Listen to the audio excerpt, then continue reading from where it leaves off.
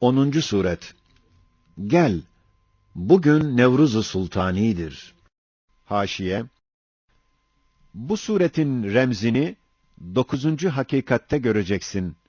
Mesela, Nevruz günü bahar mevsimine işarettir. Çiçekli yeşil sahra ise bahar mevsimindeki ruh-i zemindir. Değişen perdeler, manzaralar ise fasl-ı baharın iptidasından yazın intihasına kadar Sani-i Kadir-i Zülcelal'in, Fatır-ı Hakîm-i Zülcemal'in kemali intizam ile değiştirdiği ve kemali rahmet ile tazelendirdiği ve birbiri arkasında gönderdiği mevcudat-ı bahariye tabakatına ve masnuat-ı sayfiye taifelerine ve erzak-ı hayvaniye ve insaniyeye medar olan mat'umata işarettir. Bir tebettülat olacak, acip işler çıkacak. Şu baharın, şu güzel gününde, şu güzel çiçekli olan şu yeşil sahraya gidip bir seyran ederiz. İşte bak, ahali de bu tarafa geliyorlar. Bak bir sihir var. O binalar birden harap oldular. Başka bir şekil aldı. Bak bir mucize var. O harap olan binalar birden burada yapıldı. Adeta bu hali bir çöl, bir medeni şehir oldu. Bak, sinema perdeleri gibi her saat başka bir alem gösterir. Başka bir şekil alır. Buna dikkat et ki, o kadar karışık, süratli, kesretli, hakiki perdeler içinde ne kadar mükemmel bir intizam vardır ki, her şey yerli yerine konuluyor. Hayali sinema perdeleri dahi bunun kadar muntazam olamaz. Milyonlar mahir sihirbazlar dahi bu sanatları yapamazlar. Demek, bize görünmeyen o padişahın çok büyük mucizeleri vardır. Ey sersem! Sen diyorsun, nasıl bu koca memleket tahrip edilip başka yere kurulacak? İşte görüyorsun ki, her saat senin aklın kabul etmediği o tebdili diyar gibi çok inkılaplar, tebdiller oluyor. Şu toplanmak, dağılmak ve şu hallerden anlaşılıyor ki, bu görünen süratli içtimalar, dağılmalar, teşkiller, tahripler içinde başka bir maksat var. 1 saatlik içtima için 10 sene kadar masraf yapılıyor. Demek bu vaziyetler maksudu bizzat değiller. Bir temsildir, bir taklittirler. O zat mucizeyle yapıyor. Ta suretleri alınıp, terkip edilsin ve neticeleri hıfz edilip yazılsın. Nasıl ki manevra meydanı imtihanının her şeyi kaydediliyordu ve yazılıyordu. Demek, bir mecma-ı ekberde muamele, bunlar üzerine devam edip dönecek. Hem bir meşher-i azamda daimi gösterilecek. Demek şu geçici, kararsız vaziyetler, sabit suretler, baki meyveler veriyorlar. Demek bu ihtifalat, bir saadet-i uzma, bir mahkeme-i kübra, bilmediğimiz ulvi gayeler içindir. 11. Suret. Gel ey muannit arkadaş! Bir tayyareye, ya şarka veya garbe, yani mazi ve müstakbele giden bir şimendifere binelim. Şu mucizekar zatın, sair yerlerde ne çeşit mucizeler gösterdiğini görelim. İşte bak, gördüğümüz menzil ve meydan ve meşher gibi acayipler her tarafta bulunuyor. Lakin sanatça, suretçe birbirinden ayrıdırlar. Fakat buna iyi dikkat et ki, o sebatsız menzillerde, o devamsız meydanlarda, o bekasız meşherlerde, ne kadar bahir bir hikmetin intizamatı, ne derece zahir bir inayetin işaratı, ne mertebe âli bir adaletin emaratı, ne derece vasi bir merhametin semeratı görünüyor. Basiretsiz olmayan herkes yakînen anlar ki, onun hikmetinden daha ekmel bir hikmet ve inayetinden daha ecmel bir inayet ve merhametinden daha eşmel bir merhamet ve adaletinden daha ecel bir adalet olamaz ve tasavvur edilemez. Eğer faraza, tevehhüm ettiğin gibi, daire-i memleketinde daimi menziller, âli mekanlar, sabit makamlar, baki meskenler, mukim ahali, mes'ud raiyeti bulunmazsa, şu hikmet, inayet, merhamet, adaletin hakikatlarına şu bekasız memleket mazhar olamadığı malum ve onlara mazhar olacak başka yerde de bulunmazsa, o vakit gündüz ortasında güneşin ışığını gördüğümüz halde, güneşi inkar etmek derecesinde bir ahmaklıkla, şu gözümüz önündeki hikmeti inkar etmek ve şu müşahede ettiğimiz inayeti inkar etmek ve şu gördüğümüz merhameti inkar etmek ve şu pek kuvvetli emaratı, işaratı görünen adaleti inkar etmek lazım gelir. Hem bu gördüğümüz icraat-ı hakimane ve ef'al-i kerimane ve ihsanat-ı rahimanenin sahibini, haşa sümme haşa, sefih bir oyuncu, gaddar bir zalim olduğunu kabul etmek lazım gelir. Bu ise hakikatlerin zıtlarına inkılabıdır. Halbuki inkılab-ı hakaik bütün ehli aklın ittifakıyla muhaldir, mümkün değildir. Yalnız her şeyin vücudunu inkar eden sofestayı eblehler hariçtir. Demek bu diyardan başka bir diyar vardır.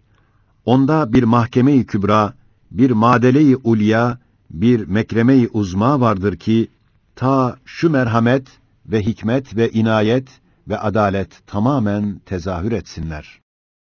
12. Suret. Gel, şimdi döneceğiz. Şu cemaatlerin reisleriyle ve zabitleriyle görüşeceğiz.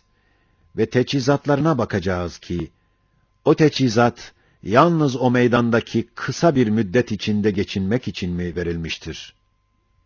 Yahut, başka yerde uzun bir saadet hayatı tahsil etmek için mi verilmiştir? Görelim. Herkese ve her teçhizata bakamayız.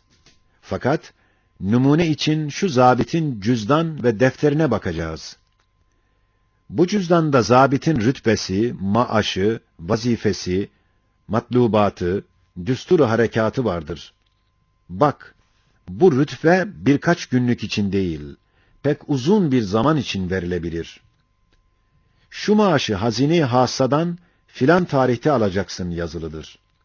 Halbuki o tarih çok zaman sonra ve bu meydan kapandıktan sonra gelir. Şu vazife ise şu muvakkat meydana göre değil, belki padişahın kurbünde daimi bir saadeti kazanmak için verilmiştir. Şu matlubat ise birkaç günlük bu misafirhanede geçinmek için olamaz. Belki uzun ve mes'udane bir hayat için olabilir. Şu düstur ise bütün açığa verir ki, cüzdan sahibi başka yere namzettir, başka aleme çalışır. Bak şu defterlerde, aletler teçhizatının sureti istimali ve mes'uliyetler vardır. Halbuki, eğer yalnız bu meydandan başka âli, daimi bir yer bulunmazsa, şu muhkem defter, o kat'î cüzdan, bütün manasız olur. Hem, şu muhterem zabit ve mükerrem kumandan ve muazzez reis, bütün ahaliden aşağı, herkesten daha bedbaht, daha biçare, daha zelil, daha musibetli, daha fakir, daha zayıf bir derekeye düşer. İşte buna kıyas et. Hangi şeye dikkat etsen şehadet eder ki, bu faniden sonra bir baki var.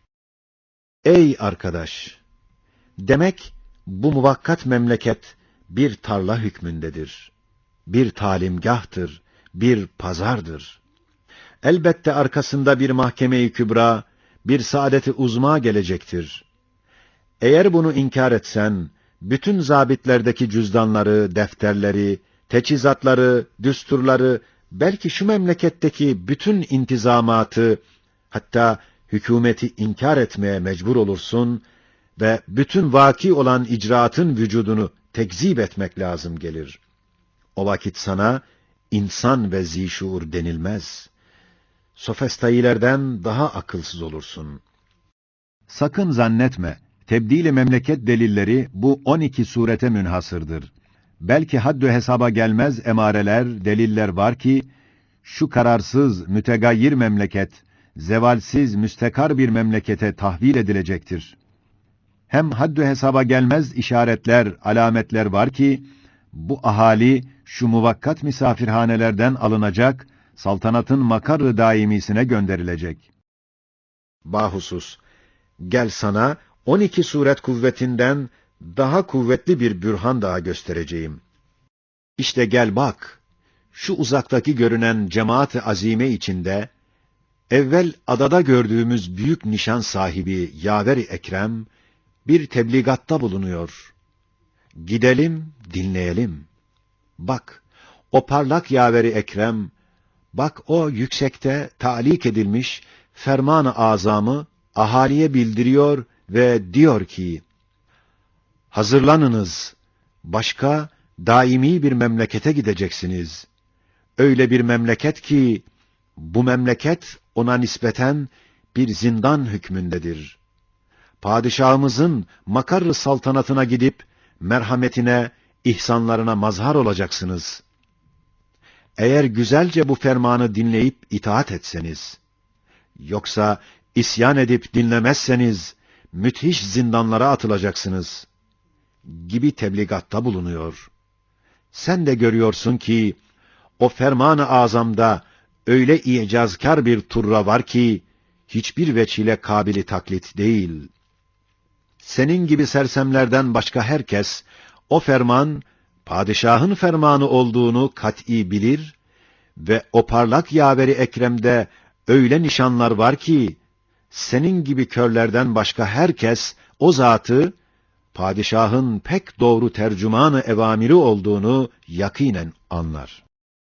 Acaba o Yaver-i Ekrem, o ferman-ı azamla beraber, bütün kuvvetiyle dava edip tebliğ ettikleri şu tebdil-i memleket meselesi, hiç kabil midir ki itiraz kabul etsin? Evet, kabil değil. İlla ki bütün bu gördüğümüz her şeyi inkar edesin. Şimdi ey arkadaş, söz senindir, söyle. Ne diyorsan de. Ben ne diyeceğim? Daha buna karşı bir şey denebilir mi? Gündüz ortasında güneşe karşı söz söylenir mi?